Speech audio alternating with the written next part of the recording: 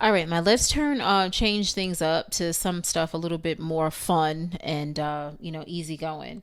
Now, there was no reunion episode of Married at First Sight. I don't know why. Well, whatever the confusion was, but they did have a bunch of castmates, talking from the past. A tell-all Tell kind all, of thing. yeah.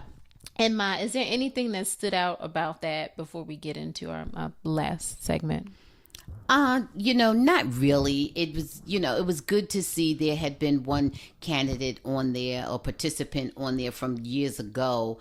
Oh geez, I can't think of his name. I can't think he was the former basketball player from the Houston area. I cannot think of his name. But I know you're talking about. Anyhow, he had just a really terrible time on there. It was just a horrendous marriage he had and very short lived. And anyhow, it was good to find out what had happened with him because I hadn't heard anything about it. He ended up marrying. He's been married and has at least one child. I think he's been married for like 3 years and has a child. So that was good. So he did, find someone that he's happy with. And so I was happy to see him and hear about that. Is it Tristan? Tristan. Because Tristan, it had been a horror story. He was in the Tristan. G League in the NBA. Yeah. Right. So I didn't care for Tristan, and you know why I didn't care for him. Well, I didn't care for certain aspects of Tristan's conversation and maybe his personality. I'm not too sure about that.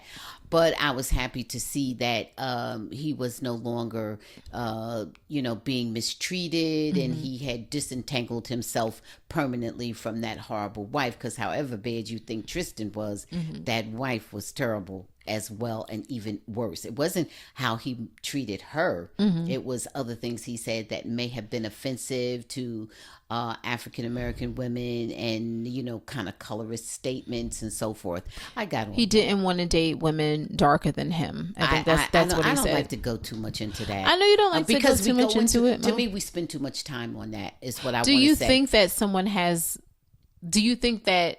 Are you ever offended when someone uses that as criteria for picking a partner? Well, I just feel that they are maybe self-loathing and buying into things that are, I think they're basically self-loathing, and they're buying into a whole lot of very ignorant stereotypes that have been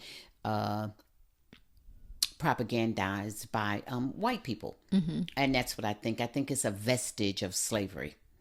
Okay. Well, it is, It is. And that's what I think, and that's why I have issues with it. I know you don't want to talk about it. But we talk about it a lot. Well, I think way too much. Okay. Well, I think we give it more power than it has, and I think that's the problem. Okay. Well, let me ask you another question, a little bit different. Do you think that that it's a double standard when it comes to women saying I like this or I don't like that? Yes. And we aren't as hard on women when they say their preference. Absolutely. Yes. Okay. I've experienced that very much. Absolutely. Well, why do you think that is? I have no idea.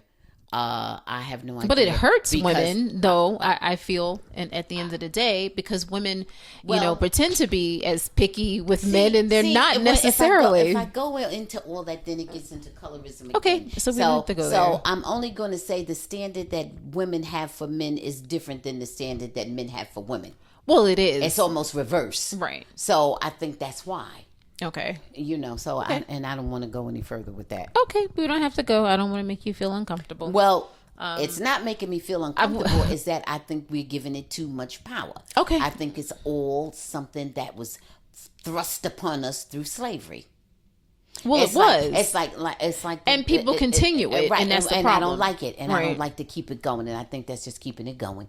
I think it's not even worth it. I think it's a non-issue. I think it is crap. I think it is something used to divide and conquer among all minorities. It is an issue, though. And I don't like it. But we aren't resolving it. We're just blowing it up. We aren't resolving it. That's true. That's the part that, we aren't speaking. We're speaking negatively against people who say that because we know that that's not valid. We know that that is a level of ignorance that we would like to disengage from.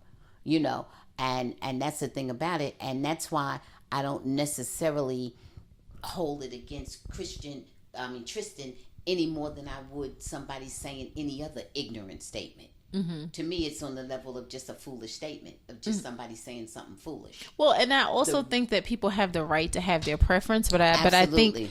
I think saying something like that, it goes back to slavery. You've embraced self-hatred. You embrace it, right? From, right.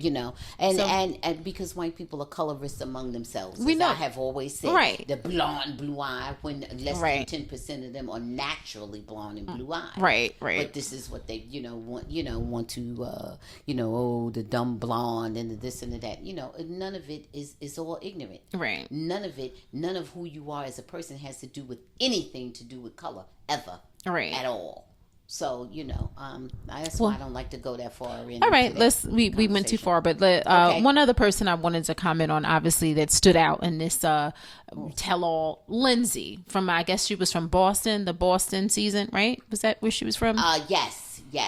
Lindsay was. What? Oh my gosh, Lindsay, now she needs some therapy. Oh my God, she needs to move in. She needs to so rent angry. Some space in the therapist's house. Yeah. You know what? I love the hostess. I love the hostess of the show because she got up and went back there and she talked to Lindsay in a way that a therapist might talk to her. Yeah. She talked to her in such a good way. She might be a professional. She may be. I think she is. Maybe she is. Didn't she say something about her? Yeah. My bad. I really don't remember, but she was on the money. She was dead on. She was patient. She was reassuring. She was confident. She was everything. She was an ally when she saw that a person needed her. Lindsay needed her to be one because Lindsay was self-destructing there right on stage with her cuckoo-ness, and, with her fears and with her insecurities. And she was always throwing shade and saying, mean things. Well, see, that's fear. Hurt people. Right, all that's her fear. And she was going in on... what's his name? Steve. She was going in on Steve outrageously, and there was no reason for it. Whatever transpired in the past, Steve was gracious and civil and everything that you would want somebody to be on the set with you, on the stage with you. He did not go after her. He was cordial, with everyone.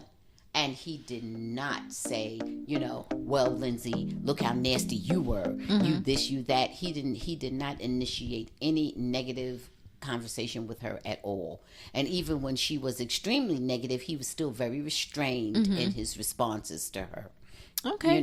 So I just loved the hostess. I thought she handled all that because Lindsay was going off. She was going off, but I just kind of want to say that I don't know what they're going to do on the reunion episodes because they really dragged the season on for way too long. Yeah, they're milking it. They're milking it, but you know what? I'm saying that they're milking it, but guess what? I will be tuning in for the actual reunion. We'll tune in and see. Watch it. And we're also watching Love Island UK, but that's a whole other story. Well, we'll talk about that another time. Yeah, that whole thing. But I will be viewing, these, the reunion episodes. I will be viewing it. Yes.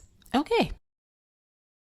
Thanks for watching. Please subscribe and check out full episodes of the Bamgboshe Happy Hour podcast, streaming on most platforms.